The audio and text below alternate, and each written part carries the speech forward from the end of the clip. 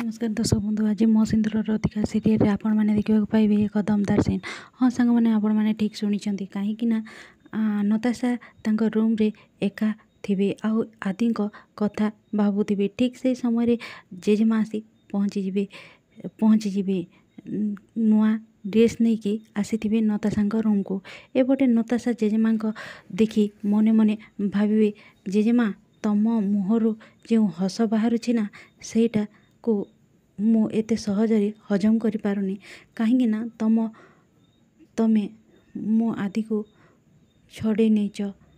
तापर जेजेमा कहे नताशा ये हेउछि तो पाई गिफ्ट एटा ने। नताशा कहब कौ माँ भी ता झील पाई ता छुआ पाई एते सब कर जहाँ तमें करुच जेजेमा तमें मो पाई एति कर तुमको थैंक्स जेजेमा।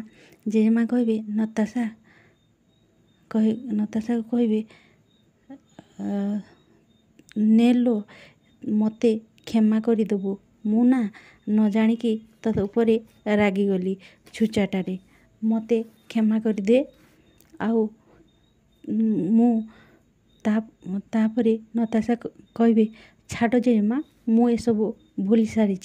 जेजेमा कहे नताशा लो यही नुआ पोशाक नहीं भल करी पिंधिकी आसबू सुंदर करी पिंधिकी आसबू बाहरिकी आउ एमती कही जेजेमा सेठू चली जीवे।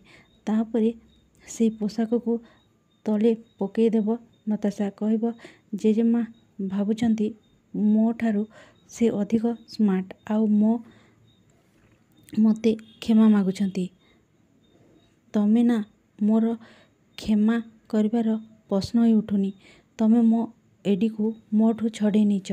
तापर मुक्ति आसी रूम रे पहुँची जीवे। मुक्ति कहे अरे हाँ तम दुई जन मझिरे मु आसी जाइछि विवेक आउ तो मझिरे। नताशा कहे माने मुक्ति कहब माने तांको ठारू मते बहुत गुड़ाए प्रश्नर उत्तर जानिबार अछि आउ एमिति मीठा मीठा कथा कही फसई मो भौणीर हाथ हेमितिरे भी तो देदेविनी ना।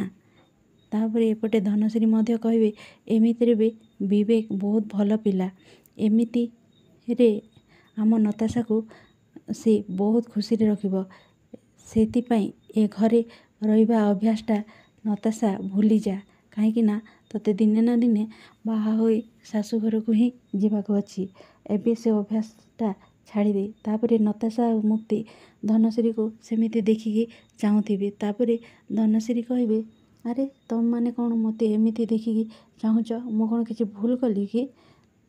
तापर धनश्री कहे छाड़ छाड़ चल टाइम हो गलानी समस्ते बाहरी पड़ चल मुक्ति तू भी बाहरी पड़बू तो तापर समस्ते रेडी होगापाई बाहरी जीवे। एपटे नताशा को मध्य रेडी होगापाई कहे धनश्री। तापर आगो कौन है जानवा चाहूले चैनल को लाइक शेयर सब्सक्राइब कर दियंतु।